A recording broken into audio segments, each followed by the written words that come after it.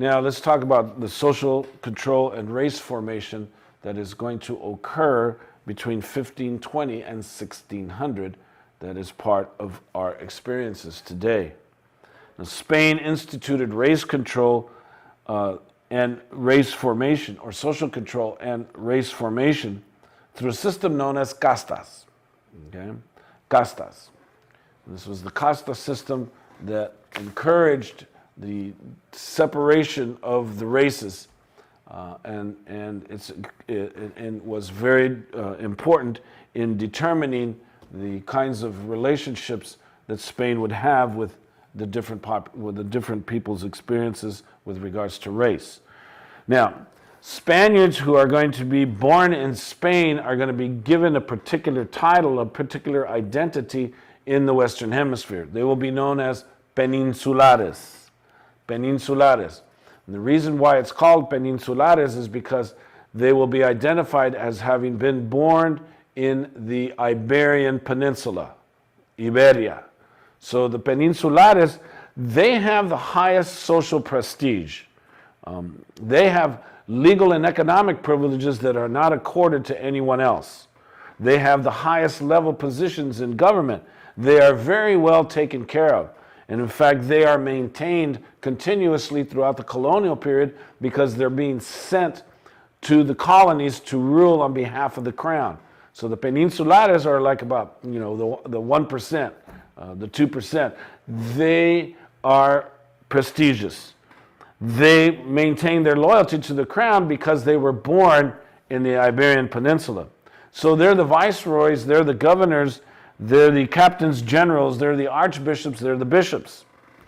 And they have the commercial licenses for direct trade from Mexico to Spain, from the Latin American colonies to Spain, from the Philippines to Spain. So these are the peninsulares. Next comes the Spaniards that are born in Mexico or born in the Western Hemisphere. They're going to be identified as criollos. Criollos. Now the criollos are likewise prestigious because they have two Spanish parents. All right? But they're not allowed the highest positions in the colonies because of fear from the crown that they would become disloyal. And why would they become disloyal? Because the crown recognizes that if you're born somewhere, your loyalties are to the place where you were born. So the criollos are at a disadvantage, at least for those who are aspiring to rule on behalf of the crown. They're at a disadvantaged position because they don't get the highest positions. They get less prestigious positions, but nonetheless, they're very important because they're still controlling positions. They're the comptrollers, they're the judges, they're the they have professorships, they're the church administrators. They have commercial licenses for the domestic market only, not for the international market. So those Spaniards that are born in Mexico or born in the Western Hemisphere, they are known as criollos. Then there's different heritages regarding those conquistadores and then those who are going to come to the Western Hemisphere and when they intermingle with native peoples or with Africans. Native peoples and those with mixed blood are going to be given specific statuses based on their racial features and their blood quantum. So those with Spanish and native blood are going to be identified as mestizos. Okay? So let's take a look at mestizos. Mestizos enjoyed a higher social prestige than native peoples. Mestizos enjoyed a higher social prestige than Africans, African slaves. But they're considered inferior to the Spanish. They didn't enjoy any legal privileges that were accorded to Spaniards, and many times, sometimes the native elite, but that was in the early period.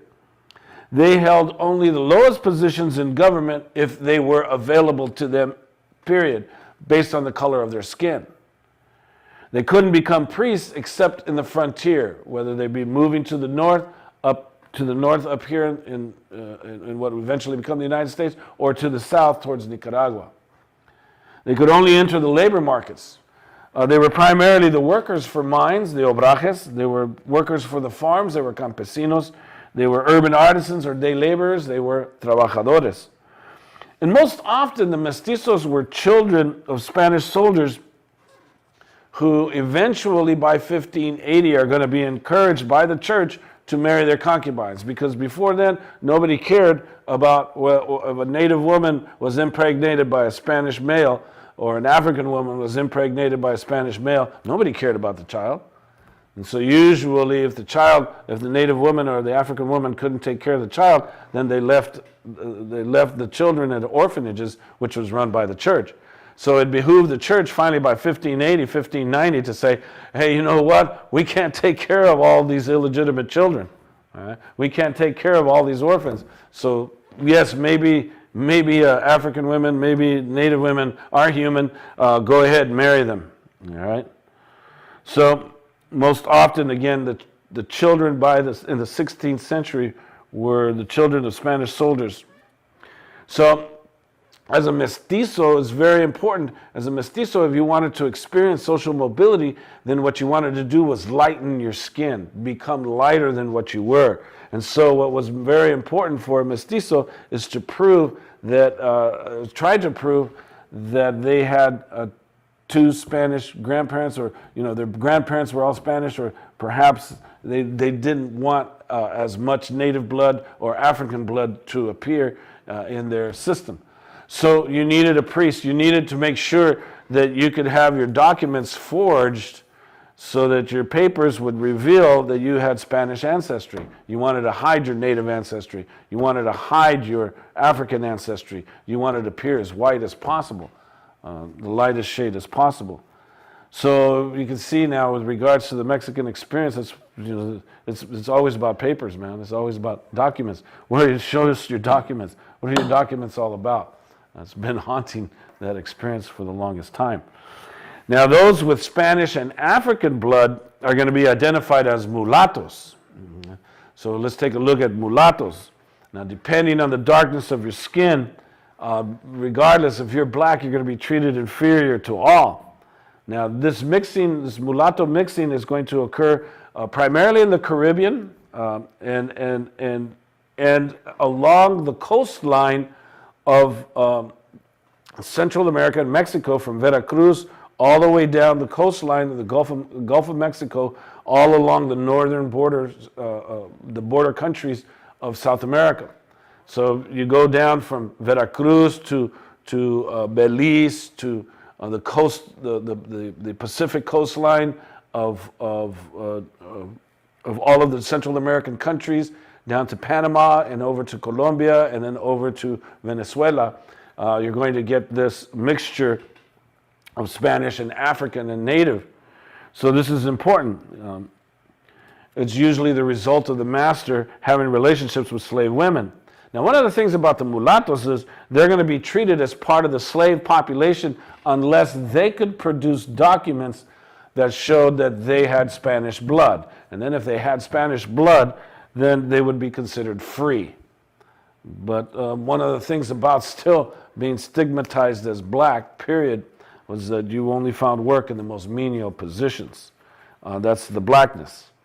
And if you moved to the frontier, you were prohibited from being members of town councils or generals or presidios or garrisons. These were privileges that were reserved for Spaniards. Okay, so then there are the native peoples that are treated as indios. All right? There's the indios. Now, depending on your previous heritage, some native peoples were economically more privileged than mestizos because some are going to hold title to land protected by the crown. Now, native peoples did not enjoy any social prestige. They filled subservient economic roles in the market. They were the primary labor forces for the church. They were the primary labor forces for the Spanish landowners.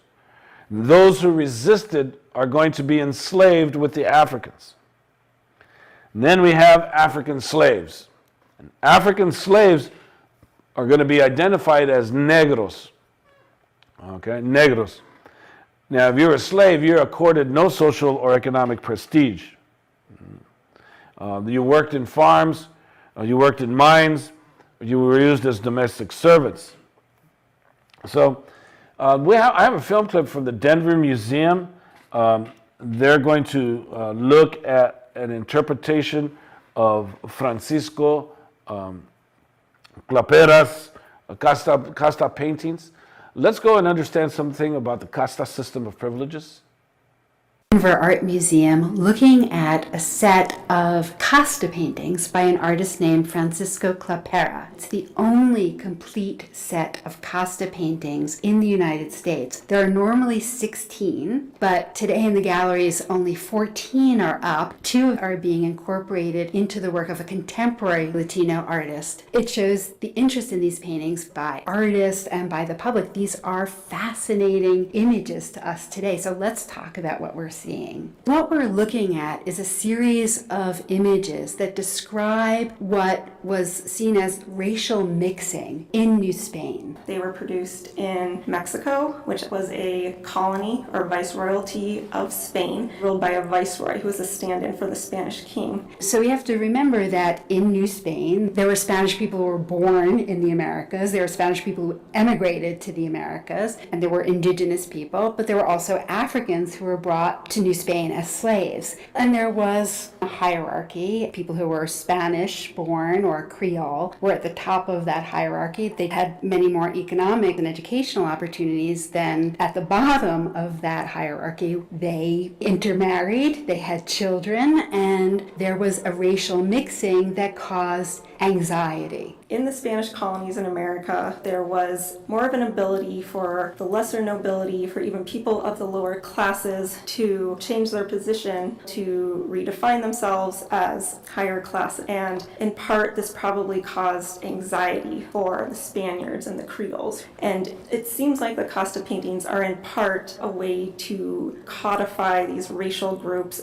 Typically, for casta paintings, we see a label at the bottom that explains what we're seeing. In this first painting, the inscription tells us de Español y India nace mestiza, which means from a Spanish father and an Indian woman comes a mestiza child. And we can tell he's Spanish by his European clothing, that 3-part hat. In fact, he looks like an official of some sort. So we're looking at a member of the Spanish elite. And similarly, we can tell from the woman that she's indigenous by her clothing. In this painting, you can see that there's various fruits that were native to the Americas. For instance, there's pineapple, and it looks like perhaps papaya. And then in the second painting, we have a Spanish man and a castiza woman, and their child then is Spanish. As we move through the series, people are depicted in occupations, they're working, there's less leisure activities, although things vary from set to set. So laborers are associated with people lower down in that hierarchy, people of more mixed race, so to speak. Race was a fluid category. It wasn't necessarily as strict as these casta paintings depict it to be. From what we know, many, if not most, casta paintings were produced for export for Spain, for Spanish, as well as broader European viewers. And there's evidence that the first set of casta paintings produced in 1711 might have been commissioned for the Viceroy of New Spain. And most likely he would have brought that set of casta paintings back to Spain with him when he returned. So we have to ask, what was their motivation in commissioning these? On the one hand, a lot of the casta paintings showing these products of the Americas and these commodities, they're depicting New Spain as this land of boundless natural wonders. And so in that sense, they do seem to be showing a sense of pride that the residents of New Spain, including the Creoles, may have had for their home. On the other hand, Spanish viewers also might be seeing more exotic depiction of New Spain. So we see, for example, a woman who's making tortillas. We see someone making tamales. We see mole and meat being prepared. So this interest in the exotic food of New Spain. And we also see New Spain as this crossroads between Asia and Spain, in particular painting number 14, where we see this blue and white porcelain that was potentially made in Asia and then traveled on the Manila galleons through New Spain. So the bounty of New Spain Spain through the fruits and vegetables, the productivity of the people of New Spain, in the things that they labor to produce. We have a sense of harmony, and for the most part, in family relationships. We know that Clapera was born in Spain, and he was a member of the Art Academy in Madrid, and then was involved in the Art Academy in Mexico City. And more recent research is indicating that the genre of Casta painting might have been developed by painters in Mexico City who are involved with a bid to elevate the status of painting as well as their own professional status. And we should say, too, that these paintings are being discussed by art historians. We're still working on researching them and interpreting them, and so it's interesting to think about what we might learn about them in the future.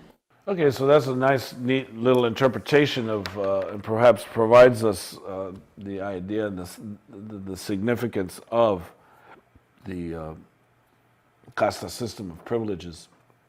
Now, throughout the 16th and 17th centuries, it's the 1500s, the 1600s, negros, indios, mestizos are going to interact, especially in the domestic labor markets. And they're going to create the intermixtures that we see today throughout Latin America. That's the Afro-mestizaje. Everybody has, any racially mixed person with, especially with partial black descent. So Afro-mestizaje is part of the experience of everyone here. Again, if you have if you show any features of African descent, then you're going to be stigmatized and considered lower than an Indio. You're going to be considered lower than a mestizo. And of course, the lowest is Indio, and lowest is Negro, because the Indios and the Negros. So then there's the Afro-mestizo. What do you do with Afro-mestizo? And of course, if you had any inkling of being part full native or full black, you're going to be subjected to the most racist laws, and you're going to impose fines if you're interacting with the elite classes or wearing clothing or jewelry that's associated with higher standards of living. You just couldn't do that. You had to pay special taxes. Most importantly, you had to pay fees if you traveled outside of your communities. You were legally prohibited from walking the roads at night. And you could not carry weapons, and you became indentured if you could not pay bills or you became paupers. So there's a tremendous racial mixing that occurred as Spanish men immigrating to Mexico with the hope of improving their economic and social status. They carefully selected their preferred women of color. And you think about this, okay? All this tremendous racial mixing that was occurring. So if you're a Spanish man and you're immigrating to Mexico and you want to improve your economic and your social status, well, then you have to take a look at the women and what kind of women are you going to marry? Right? You're going to select your preferred woman of color. So you're going to try to find the lightest shade possible to marry. And then you're going to use the darker women as concubines. Now, despite the increase of the racially mixed population, the Crown is going to make a concerted effort to recruit Spanish families as the governing classes of Mexico. So let's go and watch a real short film clip on a group in Mexico that's trying to reclaim their African ancestry. And this is a group known as Obatala.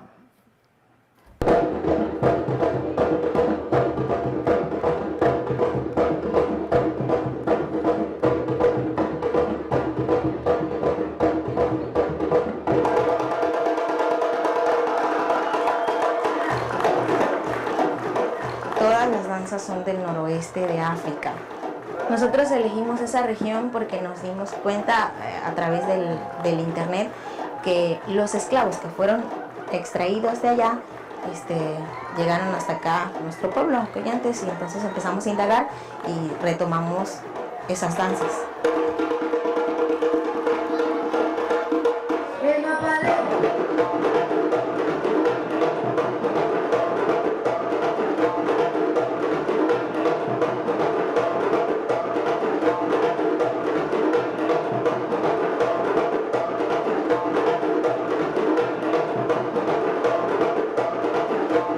Seguimos bailando porque intentamos dar a conocer nuestra cultura y a través del baile nosotros pretendemos invitar, atraer a los jóvenes para que se unan a nosotros y así consolidar nuestra cultura, consolidar nuestra propia identidad como pueblo negro.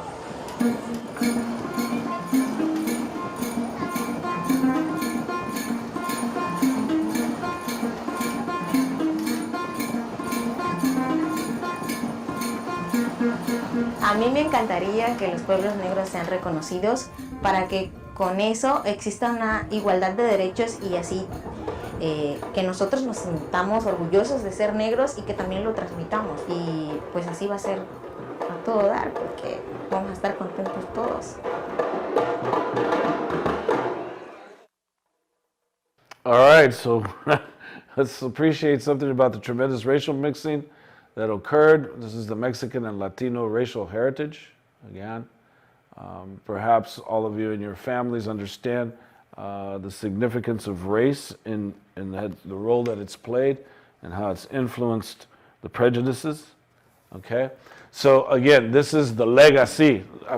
See, that's the legacy of this racism. Let's understand it's still with us. And it affects everyone because we have all adopted the resulting prejudices. So that ends the segment on the casta system of privileges.